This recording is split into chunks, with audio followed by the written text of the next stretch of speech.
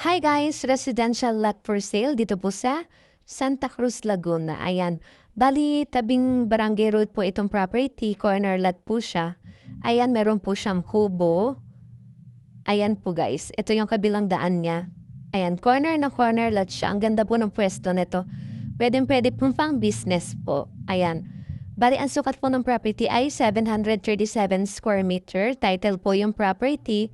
Nagkakahalaga po ng 4,500 per square meter or 3.3 million po. Bali, flat po yung area. Ayan, kita nyo, ang lawak pa po. Meron po dito mga puno ng may avocado po, may mangga, may duhat.